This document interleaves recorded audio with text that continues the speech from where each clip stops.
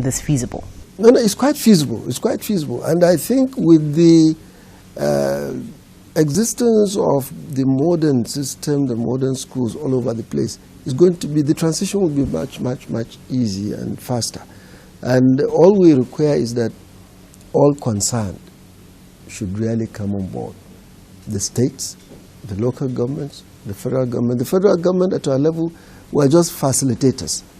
We're facilitating. The main responsibility of Federal Ministry of Education in the education sector is to ensure production of a uniform curriculum, monitor and ensure that everybody is complying with the curriculum.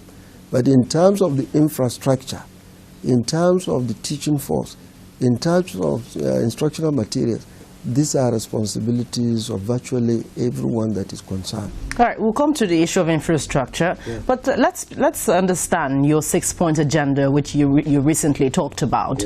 You recently launched. You said it would address issues of teacher development, I think industrial harmony, and also quality and access, amongst other things.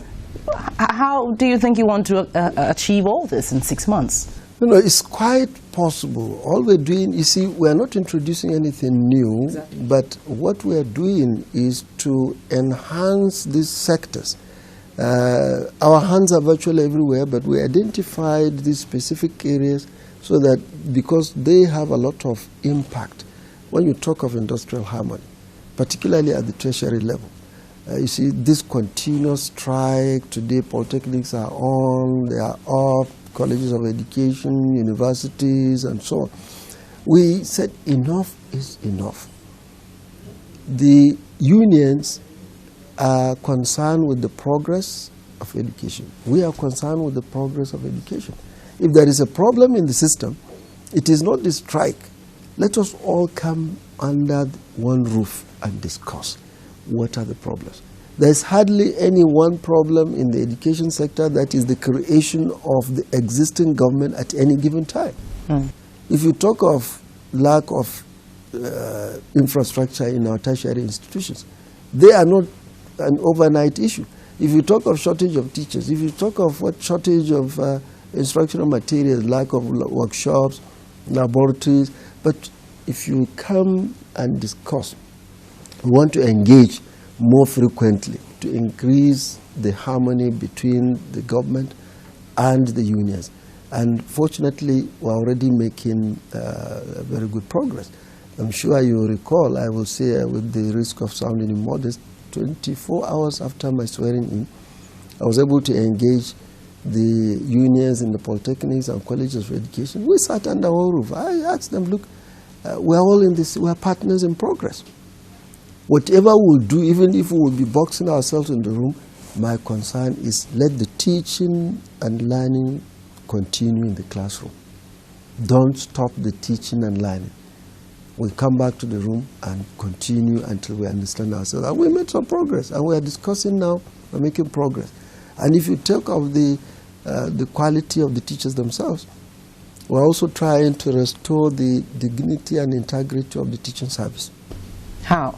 Well, one, we want to ensure that, one, the availability and training of the teachers is improved upon.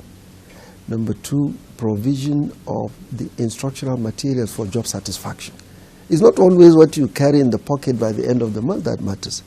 No matter how much you are being paid, if you come to office, you don't have the materials to go and record events and interview people and make your reports, you're not happy, no matter what you have been paid. So if the teacher comes to the school and there are no instructional materials for him to teach, he's not happy. And that has been a huge problem over time. This is what we want to address now. We want to remind everybody, like, if you want to have quality education, you must make sure the teacher has the facilities that will make him deliver. But the thing is, when you say things like this, we know somehow the onus also lies on the federal government, because we see the teachers' union, constantly, persistently complaining about the public schools, the unity schools, lack of infrastructure, basic infrastructure that is supposed to aid the students. And if you look into this, intricately, you would discover that you know, because they don't have that basic foundation, going forward is usually very difficult. How do you intend to correct this? Yeah, what we're doing now, we want to do something similar to what has been done to the universities. Needs assessment. We commend the concern of Mr. President, who introduced this. He said, okay, look, union, ASU, you're complaining of no this, no that. Instead of this crisis, please, let's set up a committee jointly. They went to all the public universities, assessed the most basic needs of the universities, which is called the needs assessment. And it's now being addressed. The union and government agreed we cannot do this in 1 year, we cannot do this in 2 years, we cannot do it in 3 years. It was spread for 5 years. And in every year, government will invest as much as 220 billion naira. This has started already. Between now and 2018, this will be spread over. What we are trying to do now is we'll do the same for the polytechnics, for the colleges of education, and we'll do the same, first of all, for the unity colleges under our supervision, 104 of them.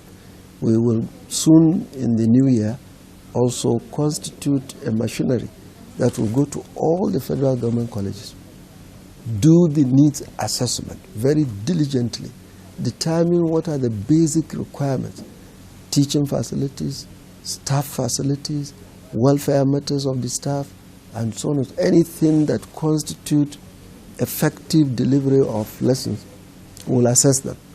And then we come down and do the quantification. In 2015?